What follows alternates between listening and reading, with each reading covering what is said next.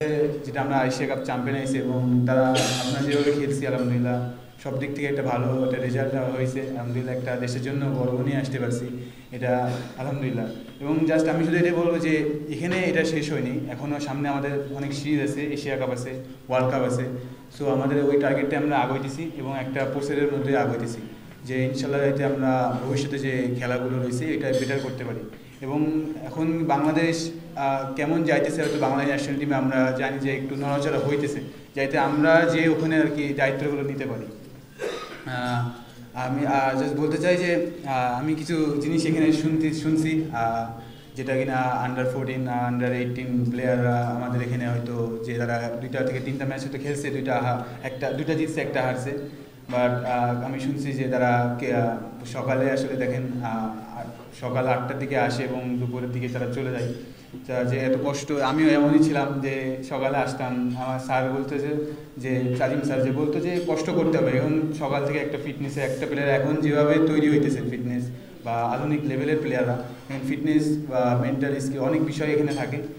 তা এইভাবে যে আমাদের যশোর ডিস্ট্রিক্টের যে প্লেয়ারগুলো আর কি যে এখন 14 বা 16 18 যেভাবে লেভেলে তারা যাইতেছে, কিছু কিছু সময় ধরে তারা বেরোইতেছে না, হয়তো বা কিছু কারণের জন্য বা তা হয়তো হইতেছে না।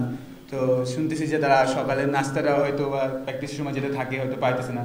যে আমি শুধু এটুকু বলবো যদি যারা কর্মকর্তা আছে যারা এই জিনিসটার উপরে খেয়াল রাখে এবং আমাদের যে ছোটো ভাইরা বা ভাইরা তারা যেন এটা এফোর্ট দিতে পারে, যেন তা সেখানে যেন ভালো পারফর্ম করতে পারে। এবং আমি শুধু মনে করি যে আমি তামিমের মতো না, তারা যেন ইন্টারন্যাশনাল লেভেলের প্লেয়ার হতে পারে।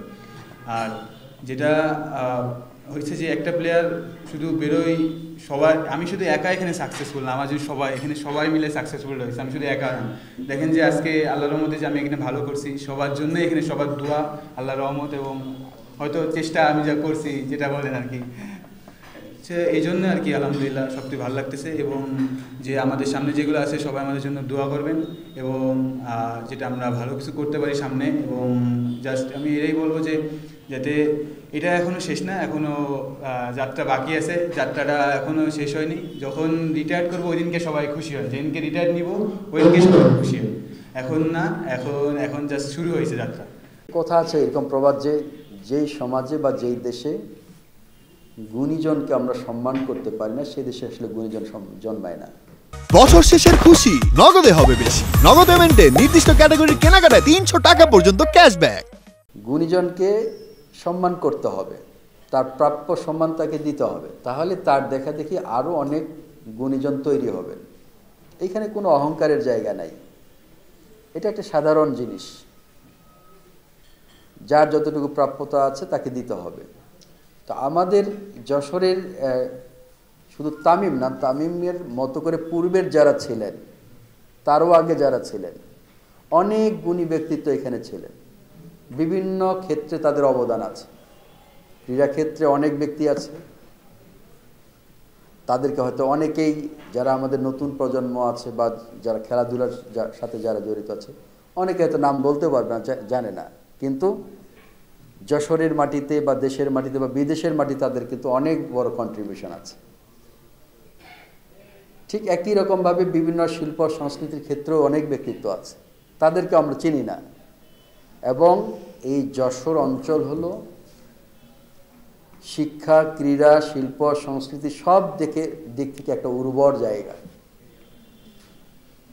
তো এগুলোর কোথাও কোনো রকমের ওই রকমভাবে আমরা কিন্তু তাদেরকে আমরা পরিচিতি করাতে পারি নাই, এটা আমাদের ব্যর্থতা।